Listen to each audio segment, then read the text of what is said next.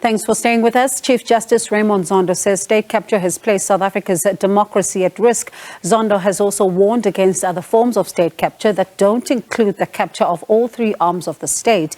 He's addressed the Human Sciences Research Council colloquium in Pretoria on the future of South Africa's democracy after the State Capture Commission. Now, today, a year ago, volumes 4 and 5 of the State Capture report were handed over. Bishop Malusi Mpumlwana, General Secretary of the South African Council of Churches, joins us live now to have this conversation. Dr. Mpumlwana, thank you so much for your time this evening. Were the millions that were spent on the State Capture Commission worth it? Absolutely, yes. Yes, indeed. There's no question about that.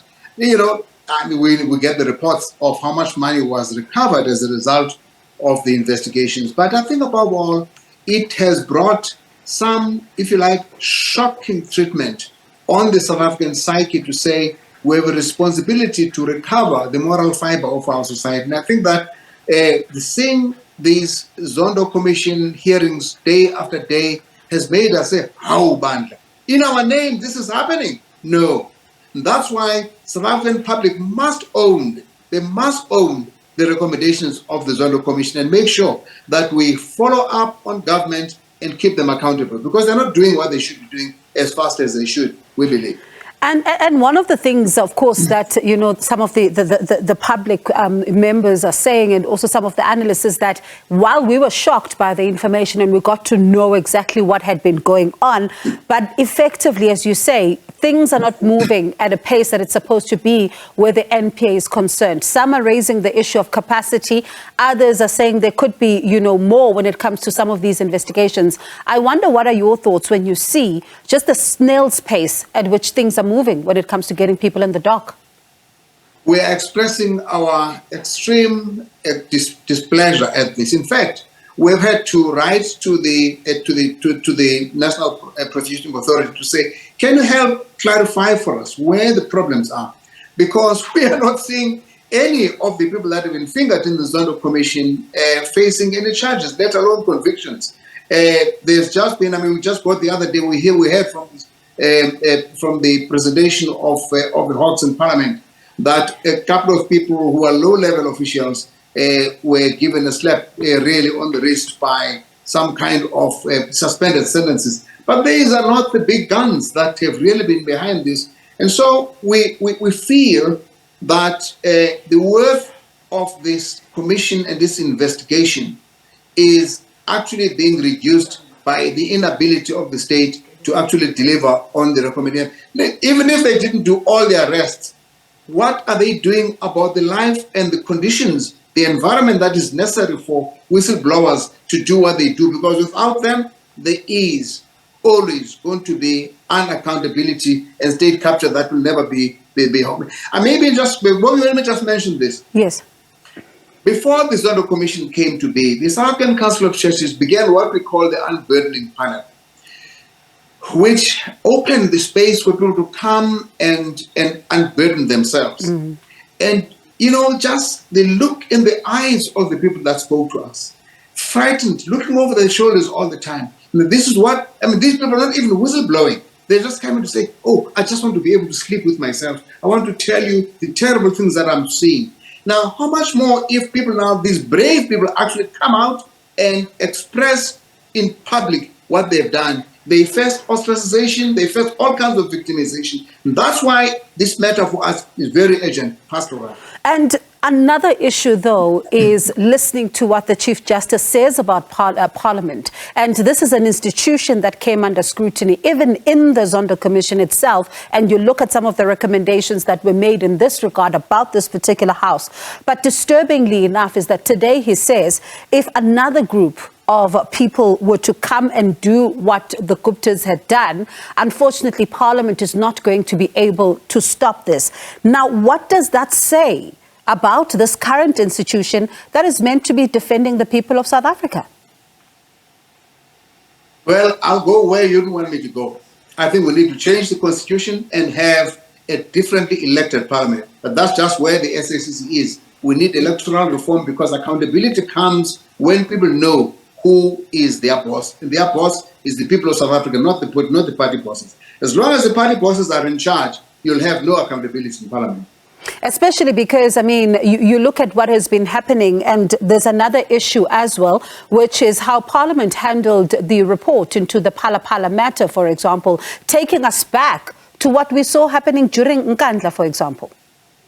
Yes, and then we go back to the Nkandla. We then at the time wrote to the Speaker of Parliament and said they should have at least have passed a resolution of regret that they had behaved in a way that got them fingered by the Constitutional Court.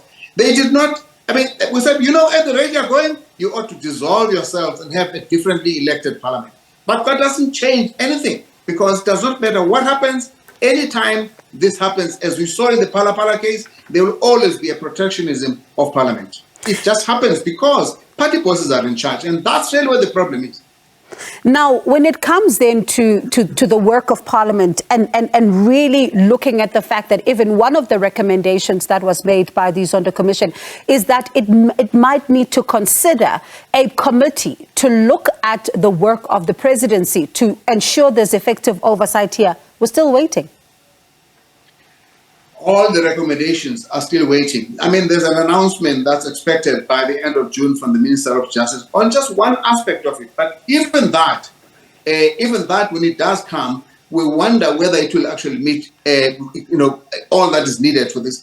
And I think I want to hop back and go back to the whistleblowers, because they are actually the engine. They are the engine that enables. It does not matter whether it's in Parliament, in business, or in government, or in a state-owned enterprise. If you do not create an environment for whistleblowers, it will not work. And that's part of the reason why the SACC is committing to a partnership with the Whistleblower House to make sure that we have on Wednesday, the 5th of July at 2 p.m., a full webinar on this matter that we would like South Africans to participate in, because we want to hear what people have to say about it. And that's why we're doing this. And we're not going to stop there. It's going to continue. But this is just one of the 9 recommendations out of the Zondo Commission. The government is just dragging their feet. And you think about the fact that, even some of the whistleblowers paid with their lives, some have paid with their livelihoods, and they've got nothing else to do right now. But Mpumlwana, while I still have you, before I let you go, there's a statement now that I'm going to borrow from, which is a Parliament responding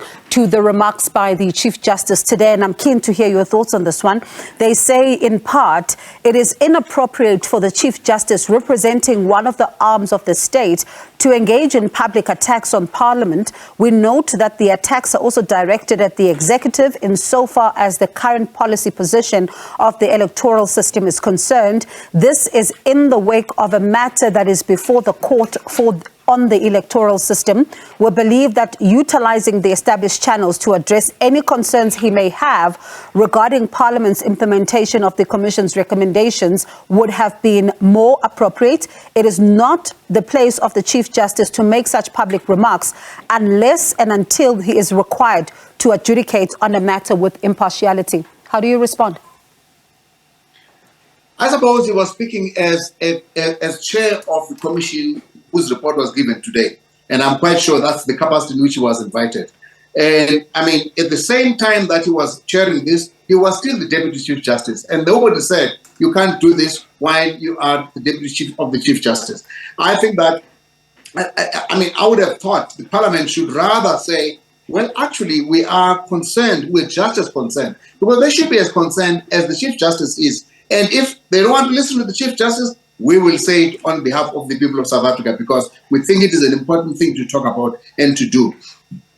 Mpumlwana, I hope you come back soon and we talk about, the work that has been done since the unburdening, because that alone is a whole conversation on its own. But let me thank you for your time this evening. We do appreciate it. That is Utatu Bishop Malusi Mpumlwana, General Secretary of the South African Council of Churches, and also the statement by Parliament also talking about, saying the criticism made by Chief Justice Zondo against Parliament is therefore unfortunate, lacks merit, and undermines the principles of separation of powers.